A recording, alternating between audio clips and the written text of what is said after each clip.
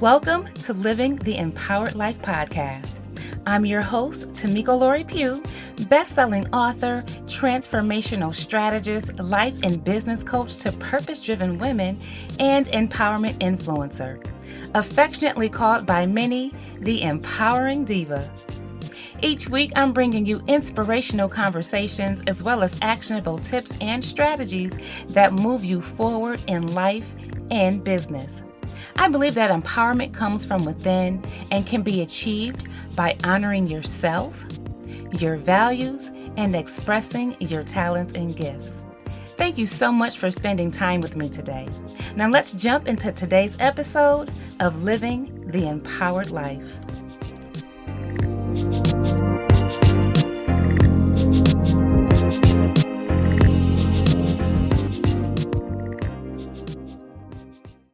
Welcome to another episode of Living the Empowered Life podcast. I'm your host, Dr. Tamiko Pugh, affectionately called by many the Empowering Diva. In today's episode, I'll be chatting with domestic violence survivor and advocate, Nikki Payne. Nikki Payne is quickly emerging as the voice of overcoming adversity and living a purposeful, authentic life. She is a dynamic speaker with an extraordinary story and a tremendous ability to touch others' hearts and souls. Using firsthand experiences, she delivers an inspiring message that wows and motivates others to live up to their full potential and greatness. Her philosophy is simple. It doesn't matter how many times you fall. What matters is how many times you get back up. Research shows that 1 in 4 women and 1 in 7 men will be victims of domestic violence in their lifetime. With statistics like these, today's conversation with Nikki Payne is a timely message for everyone to hear. Nikki is very transparent about her experience of domestic abuse. She shares her story, survivor's grief, and moving forward after abuse. So you have already heard her amazing professional bio. Now let's go ahead and dive into our conversation with Nikki Payne. Nikki, welcome to Living the Empowered Life podcast. How are you today? I am great. Excited that you have me on here. I'm so excited. Been looking forward to it. Awesome, girl. I am excited too. One of the reasons why I'm excited to dive into our conversation, because outside of this, we actually know each other in real life. You know what I mean? Mm-hmm. And we've had the opportunity to work together and share the stage and not only share our stories, but have the opportunity to impact and empower women to really live an empowered life, no matter what it is that they've gone through. So the fact that I know you, I think this is going to be a great conversation. I think we have a lot of similarities as it relates to turning our pain into purpose and really not allowing our past to dictate our future. And so that's what I really want this conversation to be about, is letting people and letting women know that it doesn't matter what happened in the past, right? That shouldn't dictate who you are today and as you move into your future. Correct. I agree. Yes. And so we all know, well, most of us know that October is National Domestic Violence Awareness Month. And this is a month that we acknowledge domestic violence survivors. And we also want to be a voice for victims. And so you and I are both survivors. What I want you to do, though, is just kind of share a little bit of your story with our listeners. I think it's important for them to know the backstory before we dive into the rest of the conversation. So do you mind kind of sharing a little bit of your story with us? Sure. I'm Nikki Payne. I am a domestic violence survivor, but I never knew that I was a victim until after my husband passed. So long story short, my husband, he never physically abused me. It was more financially at times and mental. But what ended up happening was my husband came home one day and he just wasn't himself. And he was talking, out of his mind and things. And within a couple of hours, he shot and killed my son. He shot and killed my daughter. He committed suicide. He tried to shoot me, but I survived. But for a long time, I felt like I had died with them. But now I'm alive again, if that makes sense to you. So that's the short version. Yes, every time I hear your story, I'm just like, I feel like I want to say that you're a strong person, but I know sometimes the word strong can be overpowering. So I'll use the word overcomer. Okay. I see you as an overcomer, someone who was really able to overcome. Um, One thing that you mentioned was the financial and emotional abuse. And so a lot of people don't understand that they're actually in an abusive relationship because it's not physical.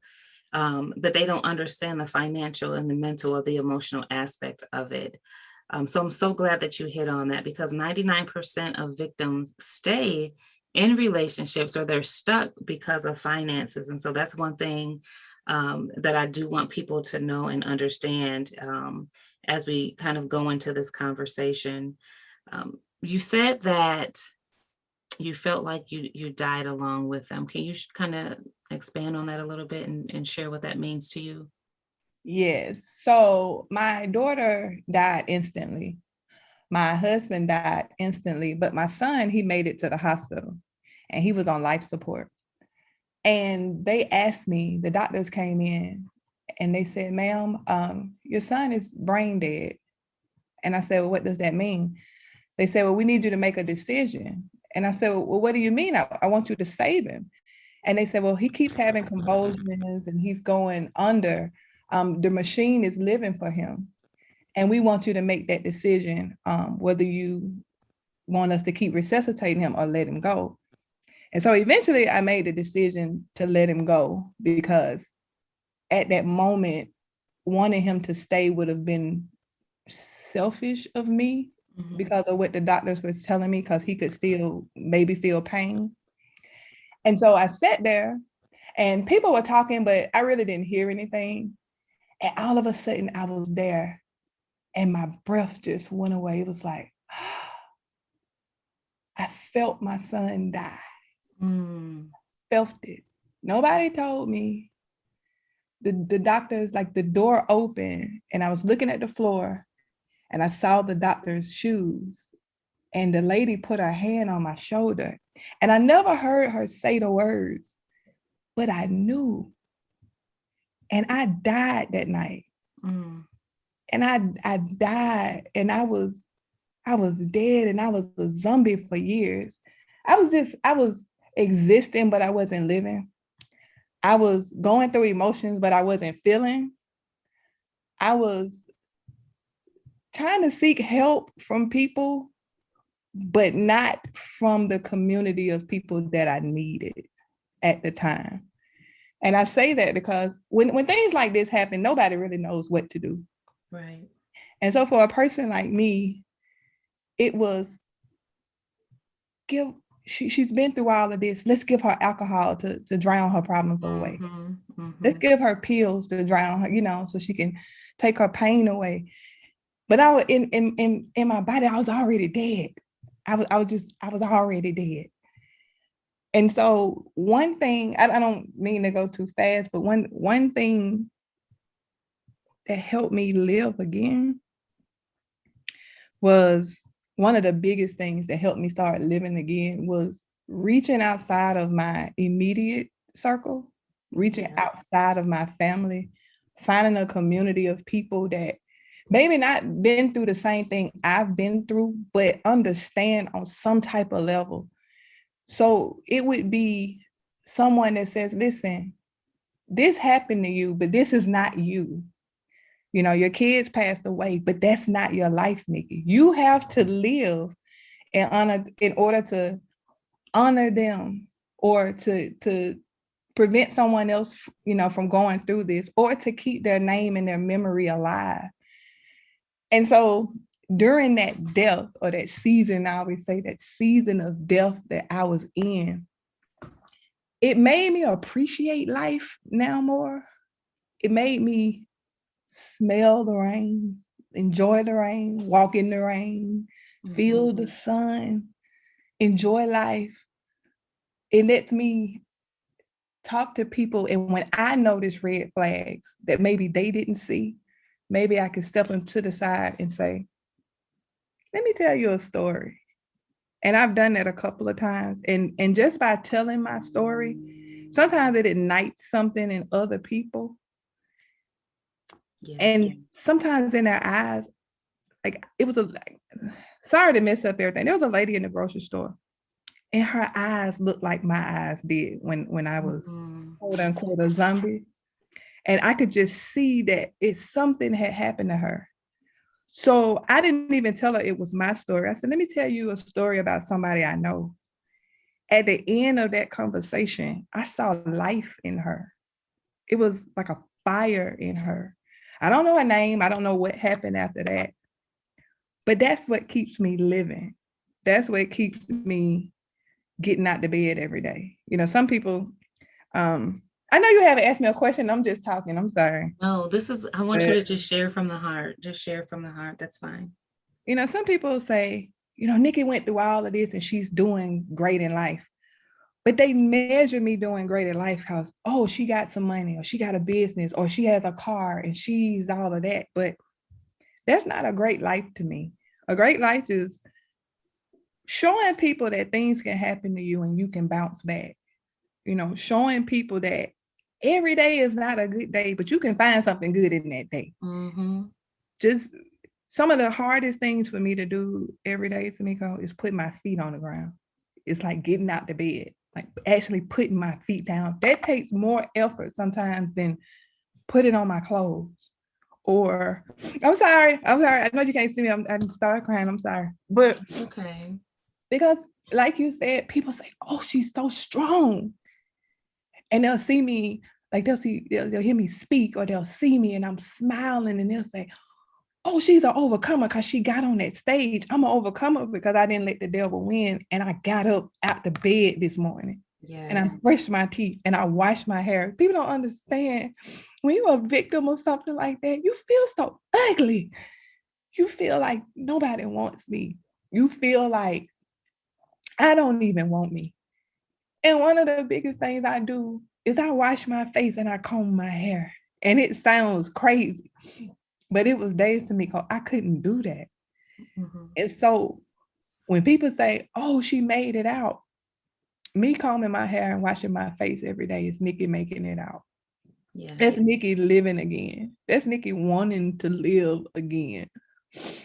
So I don't even remember what the question was. I'm sorry. I mean, I wanted this to be a conversation, so it's okay. I think you said a whole lot of important things, very powerful things that people need to understand, um, because people will see what they would perceive to be the finished products. Like, wow, I want to do what you do. I want to be on stage, or I want to do interviews, and I want to do this and I want to do that. How can I do what you do? Okay, I do what I do because I had a gun put in my face, right? Or in your instance, unfortunately, you had some loved ones that you lost. And so people don't really understand what it takes to get to that point. So by you sharing this, it's very, very important because I want people to understand and to be more compassionate when they're talking to survivors who they would consider a survivor of domestic violence or any type of trauma. One of the things that I've had to do in my life, and my husband, thank God that he's such a protector. Every year on Domestic Violence Awareness Month, he's like, I'm not about to let you go out here and just let people use you for your story. Right. And kind of pull off of your energy, and then you're depleted by the end of the month or the end of the day, and you walking around sad. What I've learned from him is to protect my energy, protect my peace. And yes, I share my story when it's appropriate, when I need to. But what I've done was stop allowing people to just pull on me and just to get an audience off of my story per se, and set some boundaries around that. And so even this year, I was very strategic about how I shared, and making sure that I shared it in a way where a lot of people would be impacted by it, as opposed to having to share it over and over and over again, and allowing groups and organizations kind of pull me in and deplete me.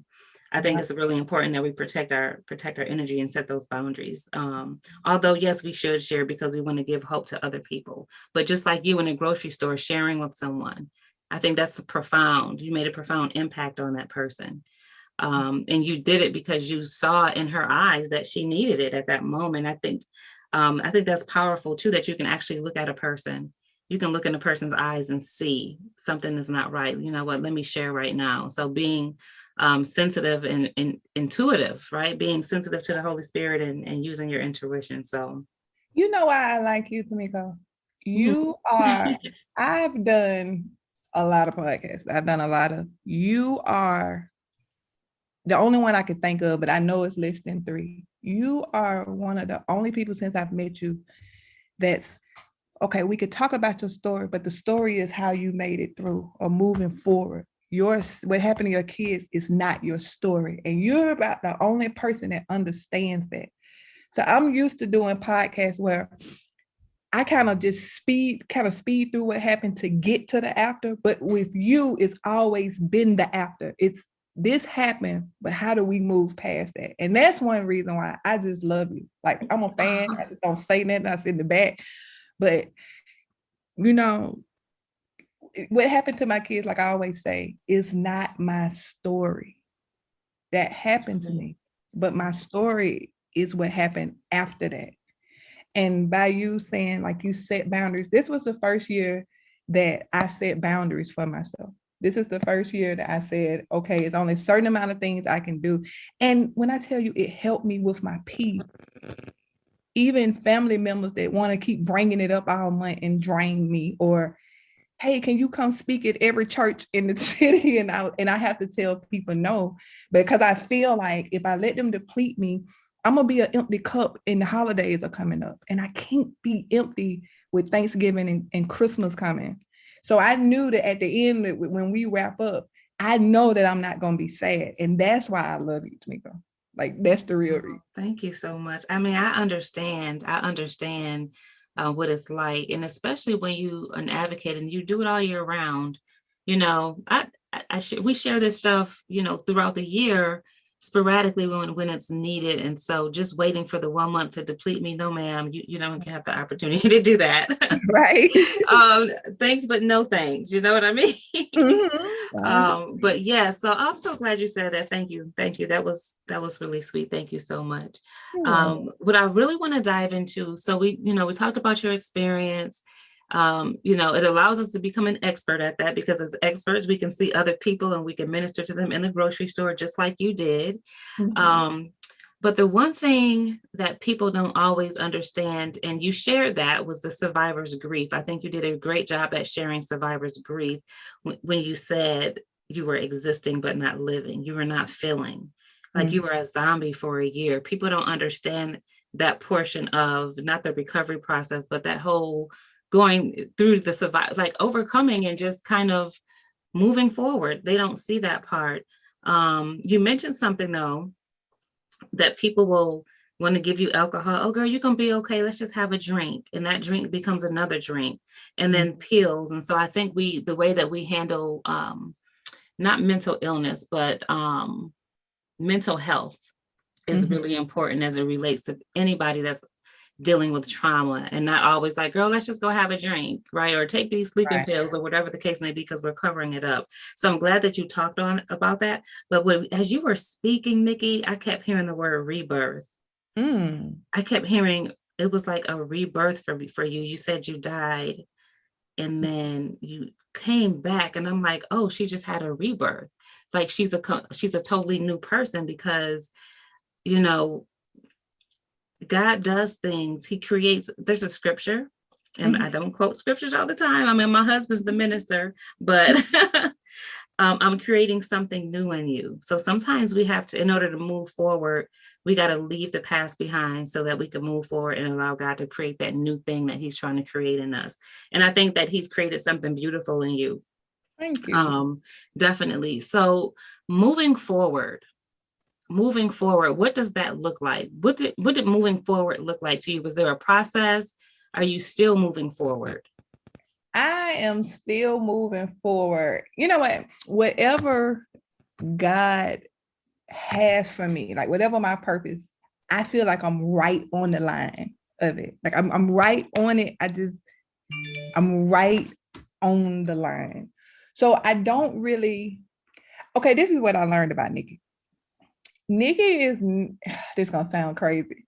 Sometimes Nikki is not the best person to trust all the time with Nikki because it could depend on the day, it could depend on the mood. My mood changes with the weather. If it's gloomy outside, Nikki feels gloomy. If it's sunny outside, I get all these wonderful ideas about moving forward. I get seasonal depression and all kind of stuff like that. But right now, today, moving forward for me would be, I really want to, I don't know if I want to do a nonprofit for my children. I just want to help I want to help other people. So my kids have a park that's dedicated to them. And only kids that live at the domestic violence shelter can play on it. So some kind of way, I want to help people, but I want to be impactful and I want to help people, but I don't know how at this time, I don't know how involved I want to be with it. But I know something moving forward is that it's nothing about money, because some people say, oh, you're moving forward with your business, you're making more money. But that it's something with my kids, but I haven't exactly figured it out. You know how they say, when you ask God for something, be specific. But my specific then got me in a lot of trouble sometimes. And I think me being specific sometimes like puts a cap on with God. I don't know how to say it. It's like, I don't want to cap myself. So now it's like, okay, God, moving forward, I just need clarity. I just need direction. Yeah. What do you want me to do? Make it easy for me. Put it in my face. You know, I don't know scriptures. Wow. I get the Bible and Medea confused sometimes. He's so silly. But I talk to God like I talk to you. It's like, okay, God, I don't know what to do today. Just show me my next step. And God always reveals the next step. So when people ask me that, it's not that I'm brushing you off or moving forward. It's just like God hasn't revealed that next step for me. But I know it's something helping other people. I believe that moving forward is an ongoing process. It's a journey that you'll always be on.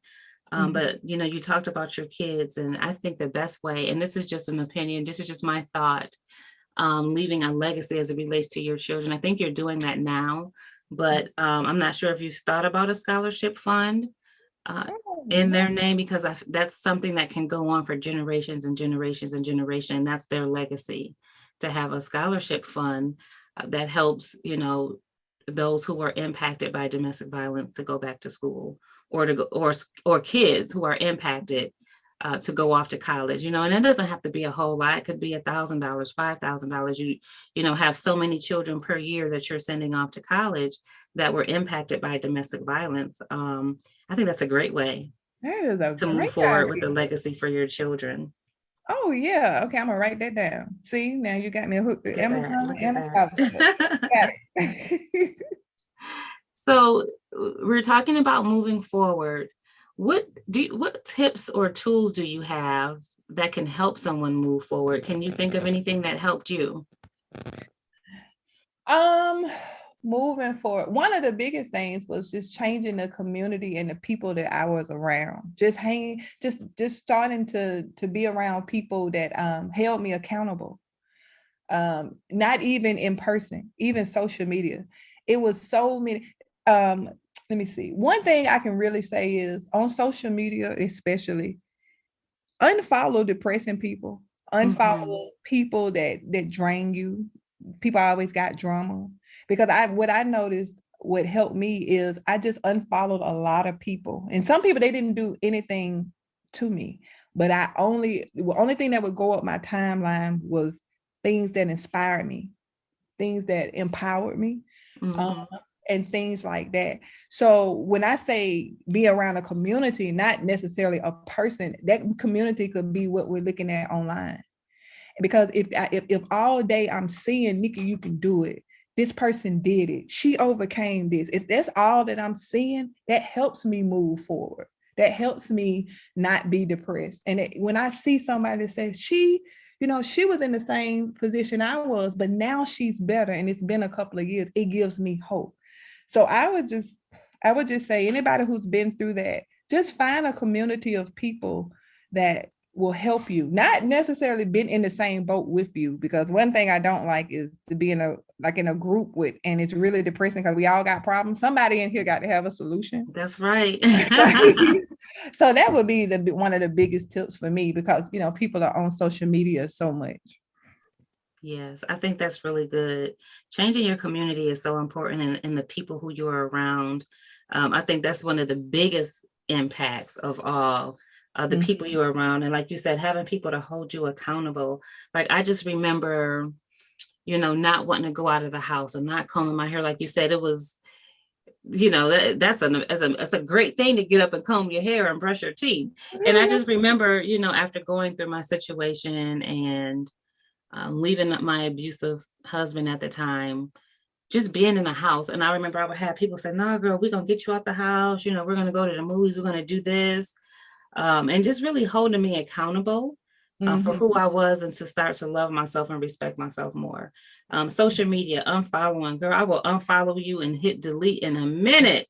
I know if I see too much depressing stuff, I'm like, oh my gosh, I'm sorry, yeah. man, but you gotta go. You have got to go, because it's draining. So surrounding yourself with positive people, having a great community, and like you said, somebody in that group has to empower me. It can't be just a group of sad people. Like that's not something that we want.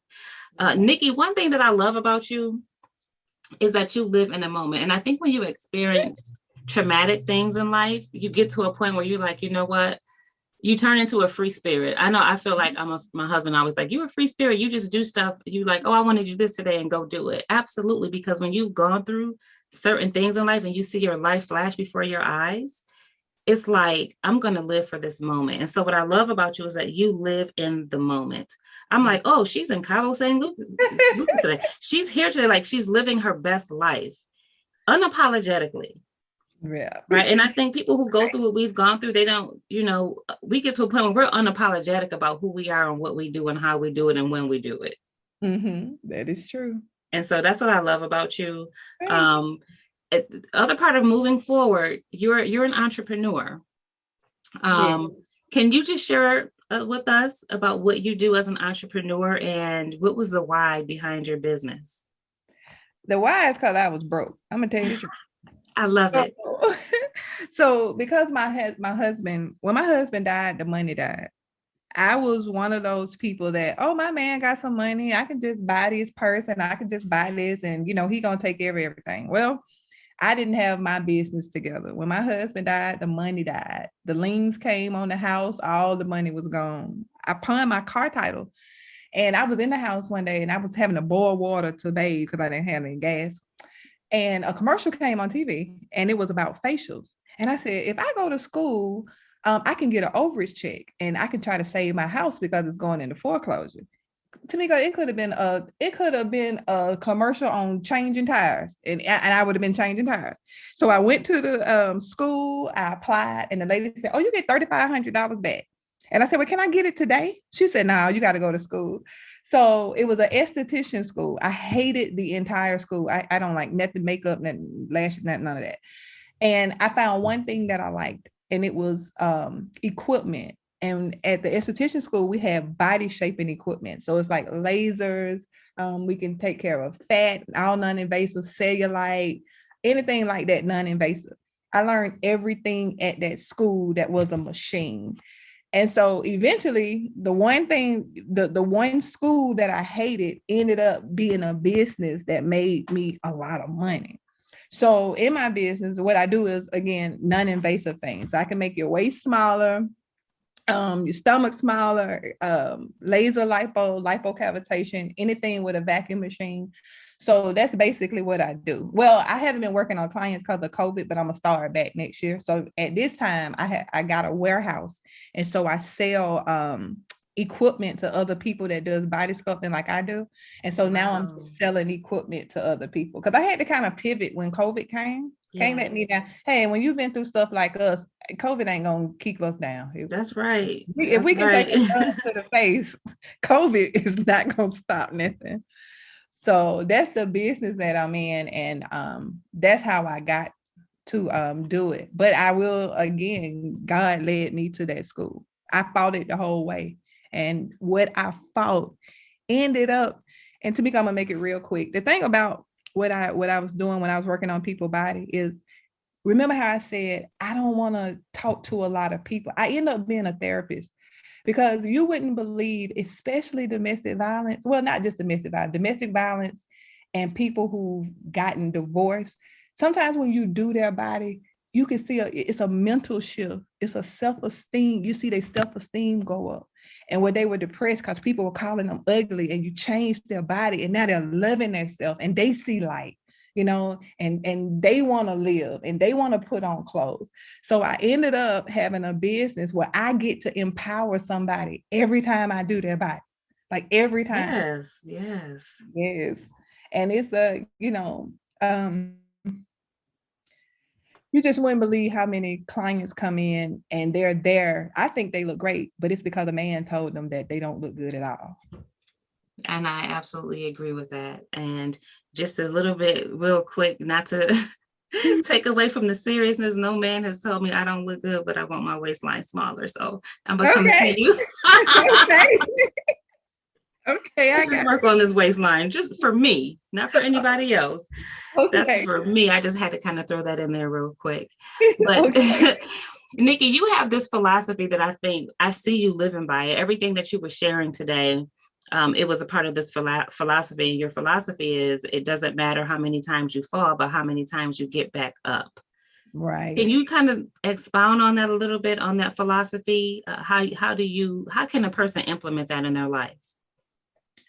You know what? I am a person of, I am in the season of taking chances and living life.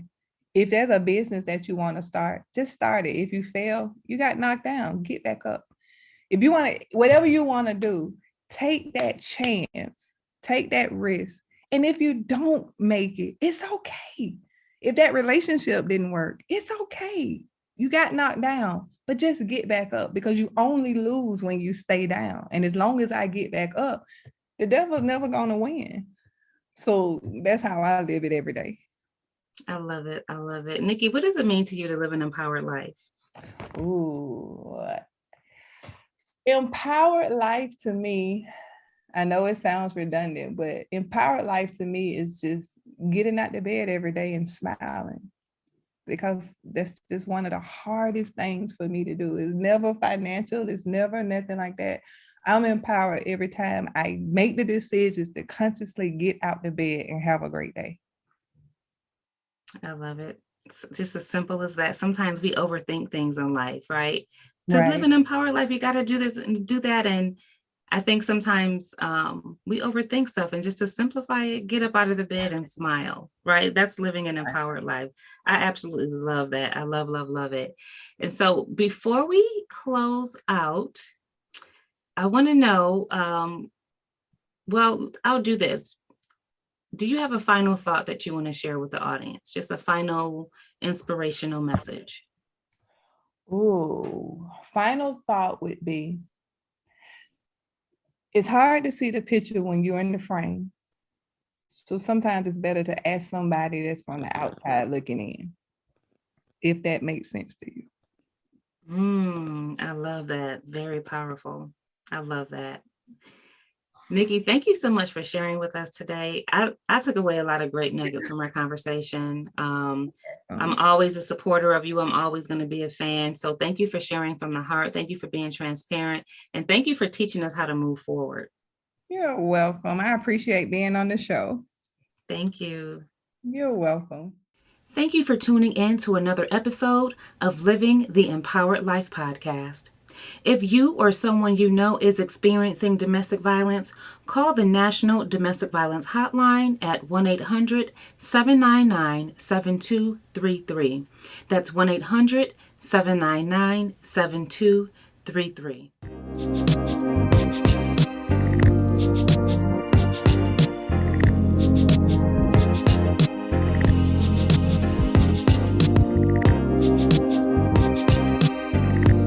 Ladies, it's time to identify and live your life purpose. It's time to live life according to your values. It's time to set goals that move you forward in life and business. It's time to unleash your confidence. It's time to fearlessly walk in your authentic power. Ladies, it's time to live the empowered life.